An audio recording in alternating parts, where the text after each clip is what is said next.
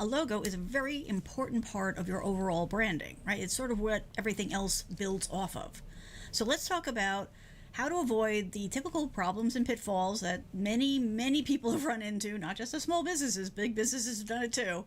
And let's find out how to get the perfect logo created for your company. Sound good? Let's get going.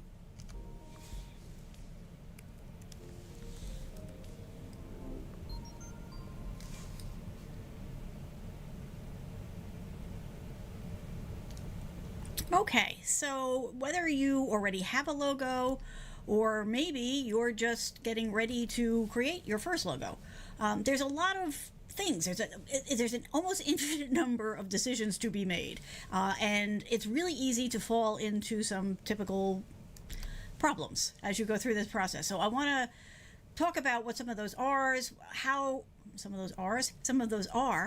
how you can create a good logo, and then we'll look at some real world examples, because I think that really helps to drive home the point. And I'm going to give you some real life tips to help you make it even better and to really avoid some things that maybe not be an issue at the beginning, but down the road can turn into a big problem for you. But as always, you know how we start here. We always start by talking about things from the beginning, right? So what really is a logo, right? Probably think you know, and you probably do, but let's just make sure we're all on the same page, because some people try to make the logo carry more weight than it really can. So let's just talk about its real purpose in life, and that is, you want to make sure that your logo is recognizable. Obviously, after exposure, it's not immediately going to be recognizable if they've never seen it before, but over time, you want it to be something that's very recognizable. Ideally, you want it to inspire, trust in your brand. You want it to reflect the tone of your company, and you don't want it to be something that can be misinterpreted. And we're going to talk about that, because there's a lot of different ways that particular piece of it can go very wrong. Very, very wrong. But overall, the important thing to remember is that the logo is like the foundation of what you're going to build your branding off of, as far as colors, shapes, fonts, images, all those types of things. But it cannot be your entire branding thing. So a lot of people think they create the logo and they're done. And that's not exactly true, right? You need to make sure that you come up with a branding strategy and that you stick to that strategy and you are consistent about it, because that's how you get to that recognizable part of things that you're really shooting for down the road. You want to get to the point where people see that logo and think you're a company immediately. And the only way to do that is to make sure you have all those pieces in place and that you've met all of these checkpoints we're going to talk about. So, you're excited, right? You're ready to roll. What do you need to know? What do you need to think about? What do you need to make sure you don't trip over? The first thing, okay, and this is one that I know people don't necessarily believe it until they've been through the process. I guess that's the best way to put this. And that is, your logo absolutely has to work in black and white. If it doesn't, nothing else matters. And so that's where you should always start. You should always start designing your logo from a strictly black and white point of view. I'm not even talking shades of gray here. I'm talking true black and white. The reason for that is there are going to be a lot of times when that is exactly how your logo is going to be presented, for a bunch of different reasons, that you can't always use color. But the real important part of this is the fact that by using black and white as your starting point, you get more focused. You're avoiding the distraction of colors and gradations and all those other things, which they can add to your logo, but they will not save a bad logo. So if you build your logo in black and white and it works flawlessly, then when you add color to it, it's only going to be better. But I can promise you the reverse does not happen. So it's absolutely essential to avoid problems. Make sure that your logo is going to work in black and white before you do anything else. Then you can play with colors. The other thing is, people get very focused on a logo for a particular purpose, right? So maybe they're thinking about it for their website, right? Or for the image for an app, if they're building an app. Whatever. Maybe they're very focused on it as far as a letterhead or whatever. Those are all important, absolutely. But the important thing about your logo is it needs to scale. It needs to work for everything, right? So it's got to work at all different sizes and in all different configurations. If you build a logo, right? A lot of people, they create these logos very detailed, lots of fine nuances in it. And then when, they pay for it and they start using it and it gets sized down as a fave icon or, any kind of icon or as a, small part of your website or on a, app store, it becomes mush. That's really the nicest way to put it. A lot of times, these great detailed logos, when you scale them down, are pointless. Like, it's just a muddy mess. The other side of it is if you're going to scale it up, right? You gotta think ahead, right? How might you use this logo? Is it going to end up possibly on a billboard, or are you going to maybe do some big signage? Are you going to put it on cars or vans or anything like that, delivery trucks? You want to make sure that it's going to scale that way too. Which is why you always want to make sure that whether you're doing it or you're getting somebody to do it, that you are working with raster images, not bitmapped. Now, what do I mean by that? Raster images are ones that are calculated by the machine to show you, by the computer to show you what it's going to look like. A bitmap image is made of square pixels. Those are horrendous when you try to scale them up or down. You got a little bit more wiggle room, but up, they're a nightmare. And they get pixelated very quickly, and it looks frankly amateurish. And that's obviously, I'm guessing, not a word you want associated with your company. I mean, if it is, then hey, go for it. But for most of us, that is not a positive term, and so that is something that we want to make sure we're very careful to avoid. Kind of led into this one, but you want to make sure that your logo is not too complicated. And we're going to look at some examples over time of people who had started with really complex logos and then simplified and how much better it works. As I mentioned before, your logo can't carry all the weight, right? It can't tell your entire story. It can't represent every little product, every step of your history, all that kind of stuff. You can pay homage to that kind of thing in your logo, but you want to make sure that you're not overloading it, right? So you want to make sure that you keep it as clean and simple as you possibly can, again, for that quick, recognizability. You want to make it so that people can, process it quickly. Think about, if you've got it on like your truck, when the truck is going down the highway at 65 miles an hour, people are going to have time to get in there and read all the nuances and the small text and all that kind of stuff. They need to be able to see it quickly. Also, when your image is in a sea of other images, right? So let's say you do a sponsorship for a local ball team or an event or whatever, and your logo could be one of 100 on a page. The clean, simple ones are the ones that stand out. So don't throw too much at it, right? This is definitely a case where less is always going to be more. So always lean that way. There was it Coco Chanel? Somebody who's like, when I get dressed, I stand in front of the mirror and I turn quickly, and the first thing that catches my eye, I take off because it's too much. That type of approach. And if that isn't who it was, let me know in the comment who it was. I think that was it, but maybe not. Okay, so you want to make sure too that your logo is memorable, right? And how do you create a logo that's not memorable? Well, if it's, again, muddy, if it maybe reminds people of other companies, if there's so much going on that there's nothing really that distinguishes it, then it's not going to be something that's memorable, because people's brains can only process so much in so much time, and the amount of time they spend looking at your logo is fairly small. It's a cumulative thing, not a one-time viewing, so they're not going to get in there and study it and try to decipher it. Either they're going to recognize it or they're not. They're going to remember it or they're not. What you really don't want is for them to misremember it, because that's even worse. Okay, so we talked about, it needs to be, versatile. That ties back into that size thing. But, you also need to look at that.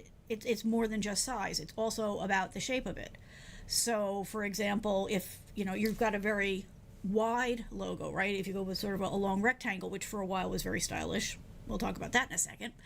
That doesn't always work well when you try to make it an app icon, right? Because app icons are squares or circles, not long rectangles.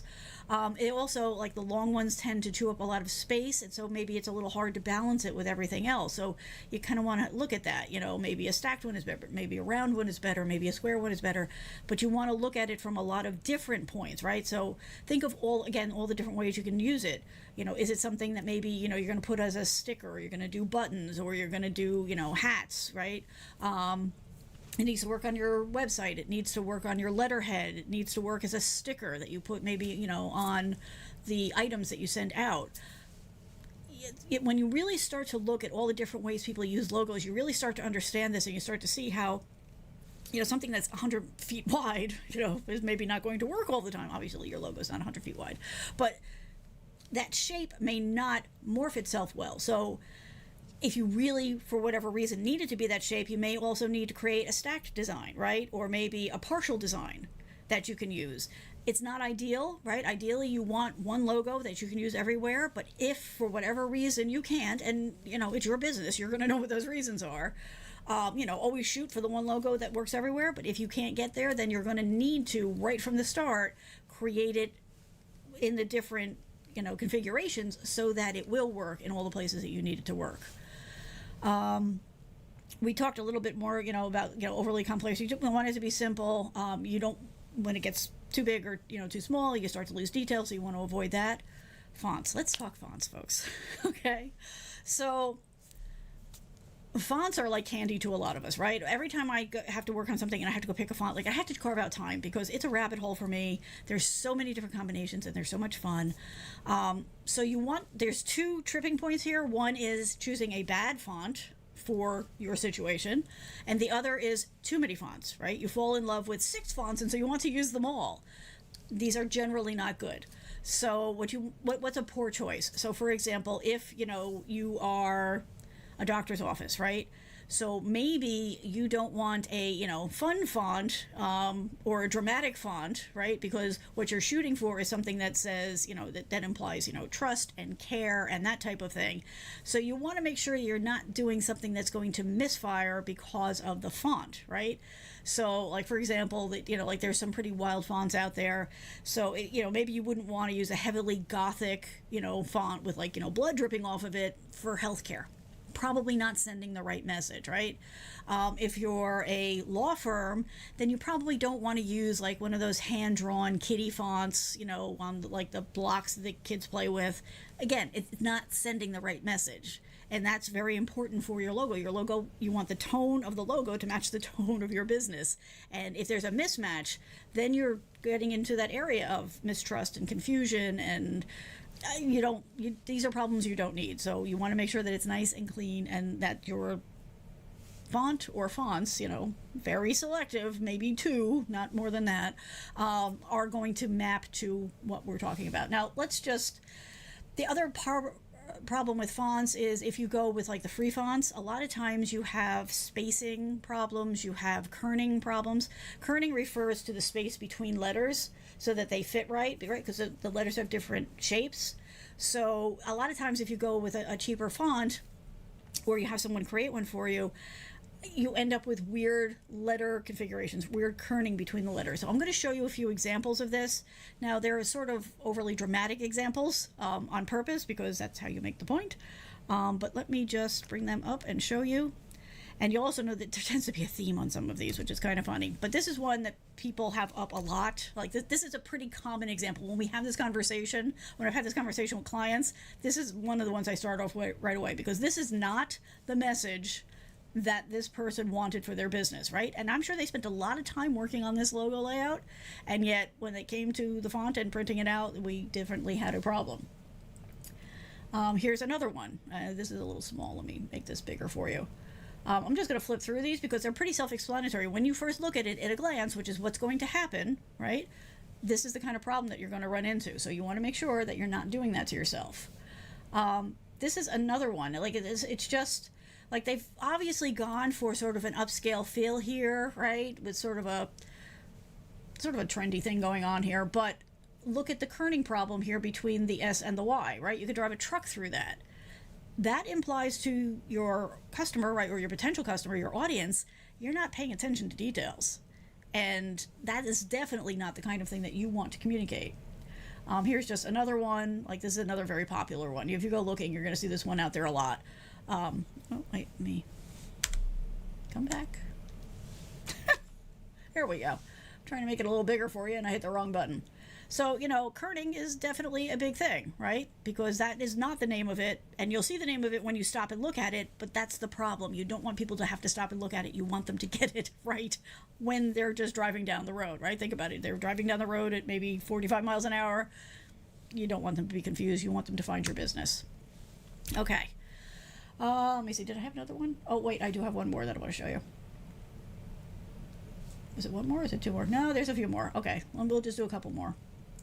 I'm just sizing them up so you can see. Okay. So let's go back to this. So this is just another one. Again, when you think about it, you can kind of reverse engineer what they were going for. And it's kind of a cute name, but the logo destroyed it.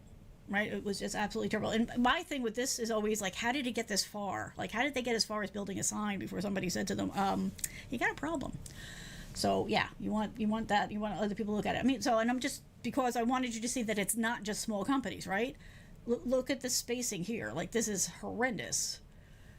And it turns one word into two words when you're looking at it, which was not the point. But so don't feel bad, if it's happened to you and you need to go back and do your logo. Well, this is why, and it's all about the details. Speaking of which, let's talk details. So we talked a little bit about, trust, conveying the right tone, conveying the right message. And now understand, these are examples I pulled, like these are typical ones that everybody talks about in design classes and all that kind of stuff. So I'm not really picking on these people, honestly. But it just so happens that, they made the mistakes. Let's learn from their mistakes so we don't make that mistake too, right? That's all we're shooting for here. So when we talk about making sure your logo has the right meaning, sets the right tone, explains your business the way you need it explained, this is what we're talking about, right? So if we're talking about a company called The Detail Doctor, and yet they're missing details, you're creating, cognitive disconnect, right? Because what you're shooting for and what you're presenting is not the same thing. And that does impact people when they're looking at your logo, thinking about your company. Is this the right message that you're shooting for? Let me go back with this one.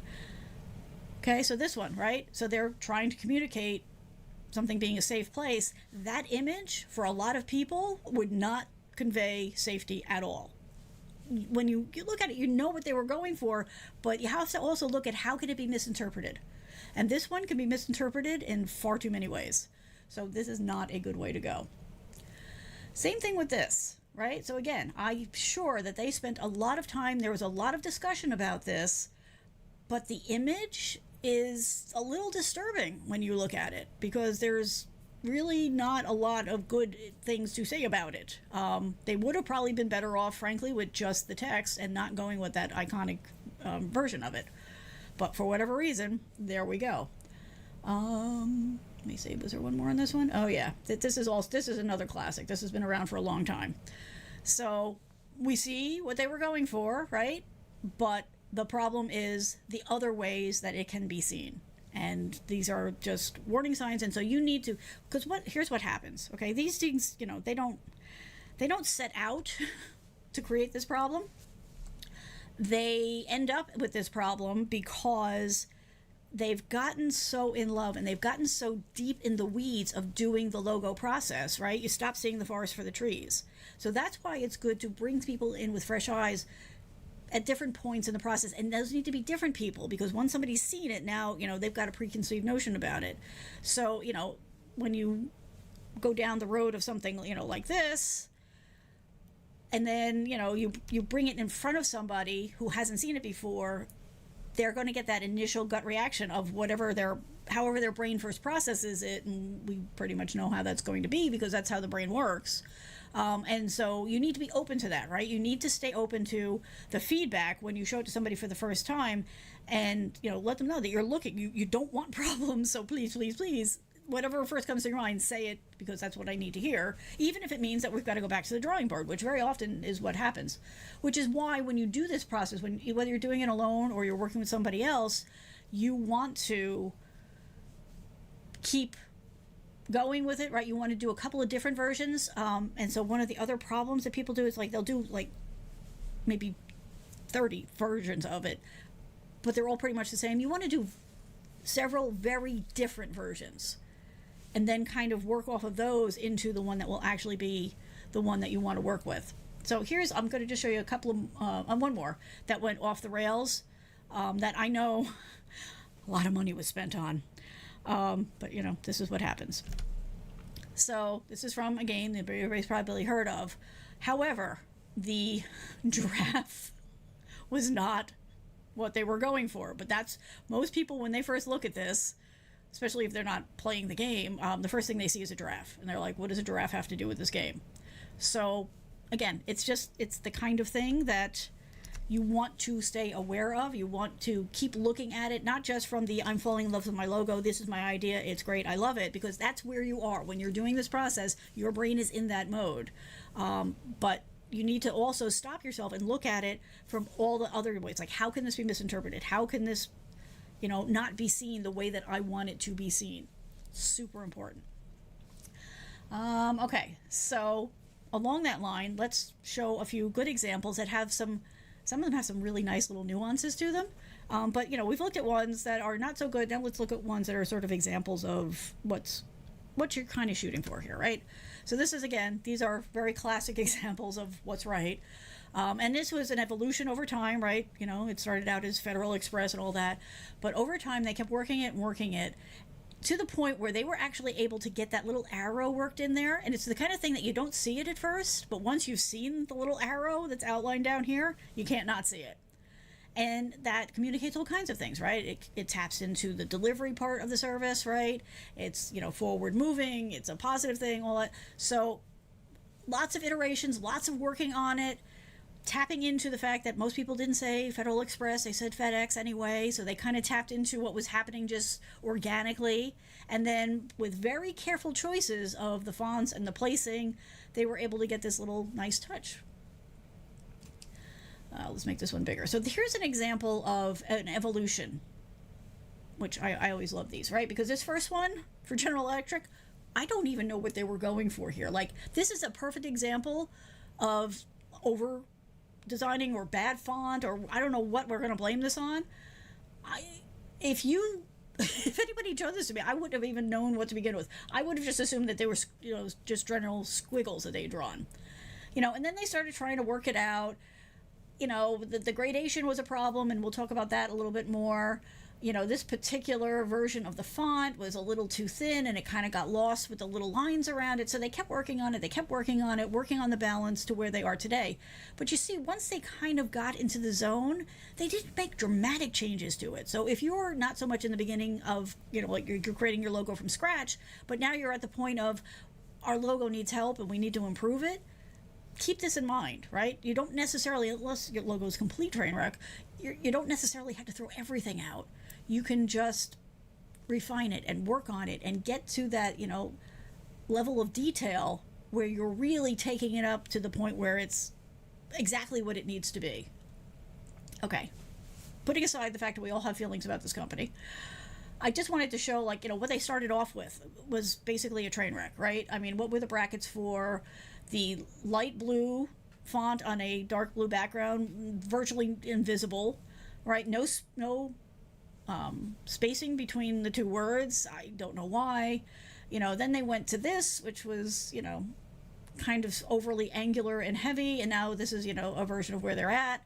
I think it could still get refined a little bit more, but whatever. Here's another one that I really like, because they started out pretty strong, right? They kind of defined a logo that represented some things. It was pretty clean. And then they started, making some changes to it, a little heavier. They changed the lines, the outlines around it, all that kind of stuff. This one, kind of, the colors went a little too muted, but it still carried across the general idea. Then the 70s and 80s happened. I don't know what team meeting this came out of, but this to me screams, designed by committee. That you had 45 people involved in this, and you had 50 ideas that all had to be included in the logo, and here you go. Thankfully, they said maybe not, and then they went back to what they're looking at. Frankly, I like the 1954 version a little bit better because it would work well in a lot of different situations. This, they've tried to go with a 3D feel, and that's actually going to be a problem on like, if they try to do embroidery and that kind of stuff. But, at least they're back to more of a general thing.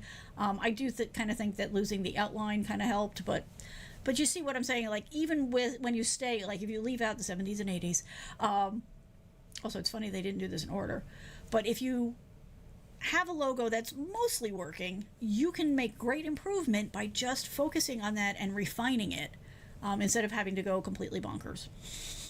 I don't know what else to call it except bonkers.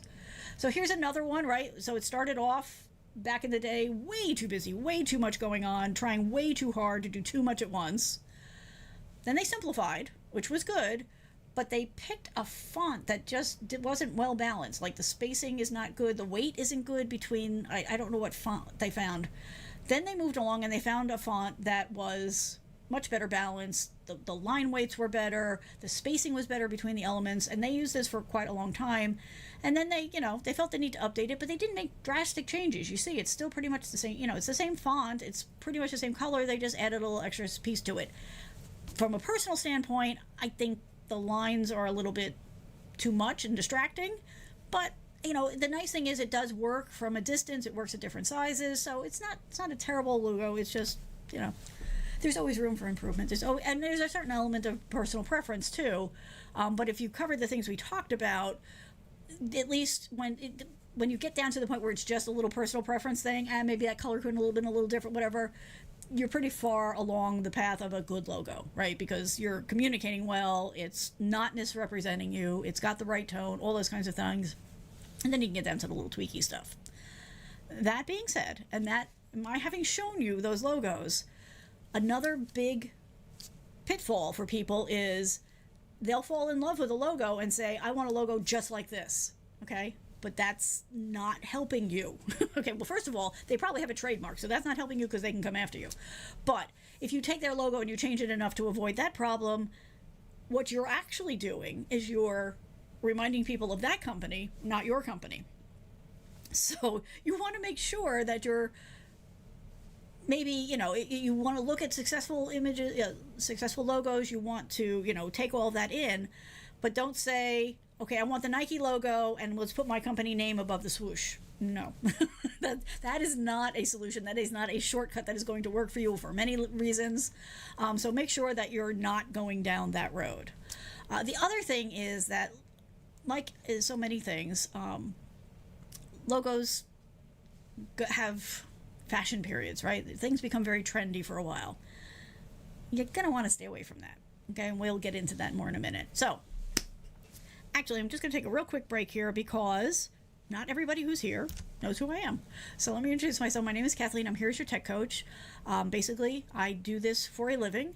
And so I have a lot of people come and ask me questions, and I've realized that not everybody has somebody that they can ask questions of. So I am here to answer your questions, to cover topics. Generally, the shows I do are a direct result of my work with a client or a friend who asked for information, because let's face it, right? If they had the question, somebody else out there will too. So that's why we're doing that, and that's exactly where this show came from. It's evidently logo season. Okay, so let's go back. Yeah, we don't need that there anymore. So what makes a logo successful, right? What do you need to include to make your logo pop, to make your logo work? First and foremost, simplicity, okay? If it's easily recognizable, if it's versatile, if it's memorable, you're going to be good. Always shoot for simple. And when you get to the point of whatever you build, see what you can take away, because the odds are there's always something you can take away. So you don't want it to be overdone. You don't want it to be overdrawn. A little something unexpected or unique, like the little arrow in the FedEx thing, is a great touch if you can get there, but it may take several tries to get there. So just start by shooting for something that is simple and elegant and easily recognizable and will work in all the different ways. You do want to go for memorable, right? You want it to be something that is going to stick in people's brains, and it's going to be something that they can recognize easily. So the thing about this is that's where we get into that whole, it doesn't have to be everything. It doesn't have to tell your whole story, right? It just needs to have the right feel for your company. It doesn't even necessarily have to be a one-to-one relationship between what they're looking at and what your business is, right? I mean, if you think about, like, you know, the GE logo or IBM, right? There's no computers, there's no, you know, delivery trucks, right? They didn't need to oversell it, right? They just kept it clean and simple. So, you know, just because, you know, maybe you're a restaurant, that doesn't necessarily mean that you have to have food in your logo. You can, but it doesn't necessarily mean you have to. So don't be afraid to not go for that, you know, for that one-to-one, and instead just go for a logo that has the right feel, has the right tone to it, and, you know, meets all those other points that we were talking about. Because sometimes the business doesn't connect to a particular visual image, right? And so maybe instead a text logo is the way to go, or, you know, whatever it is that you want to do. But, you know, don't try too hard, right? Don't force a relationship between a visual image and your logo if there's not one that is not organically there. It's not worth it, and it may end up working against you down the road. For example, you don't need a giraffe in Resident Evil as your game. Timeless. Timeless is the big thing. And so this is where you want to avoid the moment of fashion, right? Let the fashion industry have their trends and their, you know, short skirts or long skirts or bell bottoms or straights. You don't want that for your logo, right? You want your logo to stand the test of time, right? You want it to be as good today as it is in 10 years, 50 years, 100 years. That's the goal. Now, will you make changes to it over time? Probably. But if you're shooting for that timeless look, that will help keep you on the path of simple and elegant and functional. So don't worry about following the pack. Don't worry about being trendy. Don't worry about looking like everybody else in your industry. Be willing to stand out by being different in the right ways, right? And we talked about versatile. Versatile is so important for your logo. So we talked about it needs to work in one color. It needs to work in black and white. It needs to work at all the different sizes that you could possibly ever use it. So again, just as a reminder, start by working in black and white, because that will help you achieve that versatile just organically again, because when you're just focused on the logo itself, you've achieved success at that level, and then you can choose to add colors or not. It will be up to you. And then, of course, there is appropriate, which we covered a few of the gems that didn't go that well, right? So you want to make sure that the font, the colors, the positioning of the elements are all appropriate for the message you're trying to convey, for the business that it's reflecting, and that it can't be misinterpreted in ways that work against you, right? They say there's no such thing as bad publicity. Mostly true, but not always. There is a point where it gets to be a problem. Okay. Now we've covered all of that. I'm just going to throw a couple of extra tips at you that come from my having worked on my own logos and also working with clients, okay? And that is, people fall in love with gradient colors, right? And by gradient, we mean, you know, something that, you know, maybe starts, you know, at one shade and then gets darker, or it starts at one color and transitions to another. They're very eye-catching. It's a very good way to hide a bad design. And for the most part, you can use them on the web and that kind of thing. However, when you go at some point to try to do embroidery, right? So if you're trying to do embroidered shirts or hats, certain kinds of swag kind of stuff that you might be giving away, certain kinds of printing that you would need to do will not handle that well. And so you'll either not be able to do it all. Like embroidery, trying to do gradations is really not, it does not work.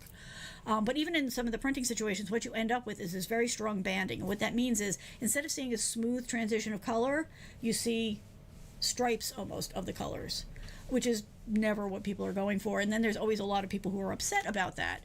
But there's just so much a company can do if that's how your logo is built. So I really try to steer people away from gradations.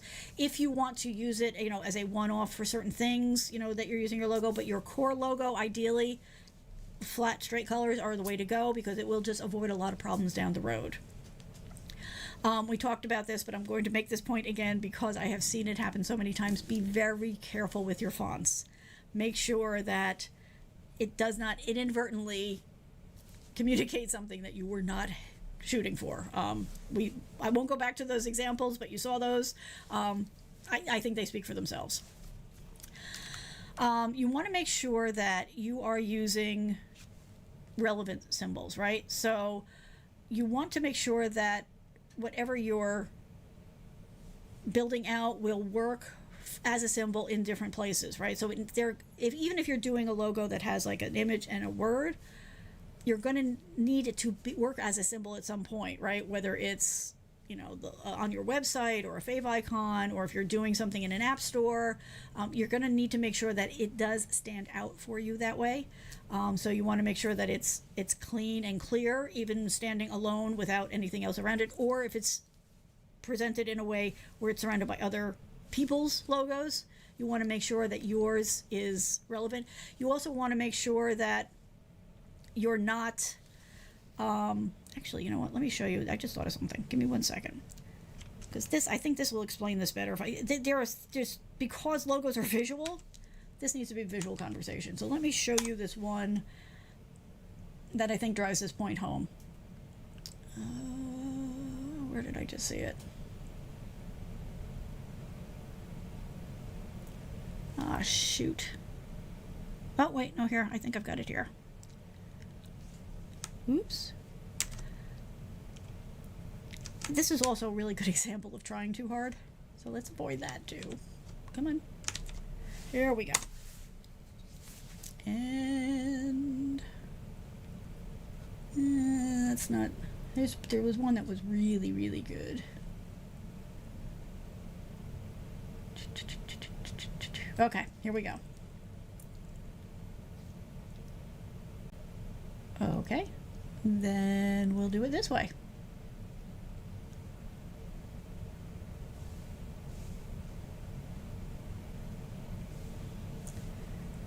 Okay, sorry, I'm just trying to make it fit on the screen, and it's not fitting well. But we'll make it fit. We have the technology. Come on, come on. Boy, after all this, it better make the point, right? It will. Have a little faith. Okay. So, just as an example of making sure that the representation is right, this is not a horrific logo, but it doesn't make sense. Okay, so here it is. So this represents, right, anybody who looks at this is going to think campfire or open fire of some sort. Not clear, and neither was this author, about what the campfire icon has to do with sushi at all. Now I get, that they're using the chopsticks as the wood, okay, but it doesn't communicate the right thing, unless this is, sushi by the campfire. But again, you're not cooking sushi, right? So this is what we're talking about when you don't want to mix your metaphors, you don't want to muddy your message. This is exactly the kind of thing we're talking about, right? You want to make sure that these symbols you're using are the right thing for the message that you're trying to communicate, and that you're not just falling in love with a cute idea. Okay, I mean, it's cute, absolutely, but it doesn't really work as far as what they're going for. Okay? All right, one more. No, okay, I lied. There's more than one. So the other thing to be careful about is colors. It's the kind of thing, again, like people fall in love with colors. Like, I'm all about the teal. Love the teal. Actually, I love the jewel tones. That's what all this is about. But you want to be aware of the meaning behind colors. In some cases, it's more important than others, but it's just something you want to at least think about as you're going through your process. It doesn't mean that you won't end up using the color, but you want to at least make that educated choice, right? And there's lots of sites and books that you can go and read about it. But just as an example, right? So, red, generally it's action, adventure, aggression, blood, danger, drive, energy, excitement, love, passion, strength, vigor. If some of those are the right message for you, then that's fine. But you have to be careful about the mixed message there, right? Because while it can be, adventure and energy and excitement, it could also be blood, danger, and aggression. So whatever you do, you want to make sure that it's going to the right part of that color meaning and not the other part of it. By the same token, there are things like gray, which can be seen as, elegant or, stable corporate, which may or may not be a good thing. But it also is seen by people, like what they do is they show people color and ask them what word pops in their head. So other words that pop up in their head are dull, moody, somber. So again, maybe that works, maybe that doesn't, but you just want to be aware of that, and you want to make sure that that is a part of your critiquing of the thing as you're going through it. And that, this critiquing thing is something you need to keep coming back to when you're doing your logo. Finally, and this is probably the biggest thing, this is probably the biggest thing as you get it down to like that last 2 or 3 logos that you're like, okay, it's going to be one of these. When you get to that point, take each one and go and do a Google image search. Because as you go through this process, and it is, a complex process, I think you've picked that up from this conversation, sometimes you end up subconsciously mimicking something without realizing it. So you'll catch that. But the other problem is that you may end up creating something that has a negative meaning or is being used by companies, organizations, schools of thought that you don't want to be represented by, even though you've never seen it. So it wasn't so much that it was like in your brain and you inadvertently copied it. You may not be aware that this particular combination of things has a negative connotation.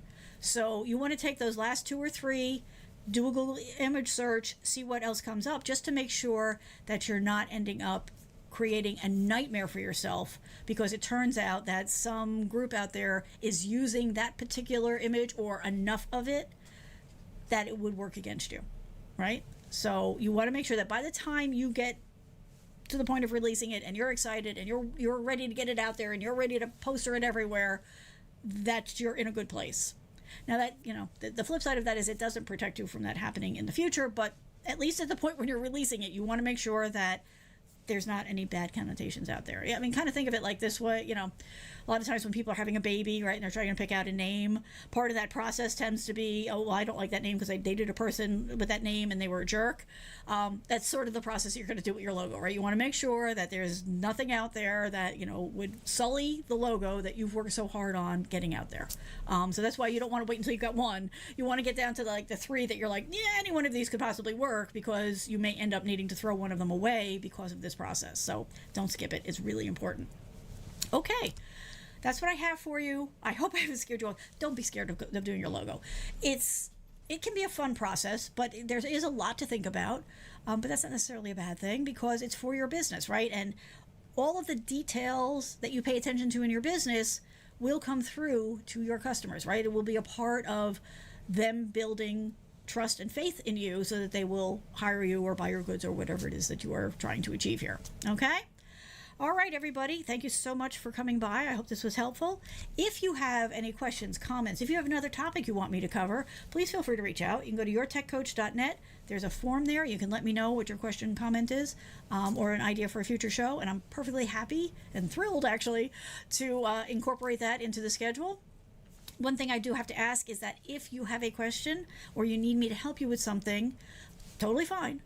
Just make sure that you let me know how to get back in touch with you, because if I don't have a contact option, then all I can do is make it a future show, which is not a bad thing. But if you're in a rush for answers and I don't get back to you, the odds are you forgot to give me your email address or your Twitter to DM you or whatever.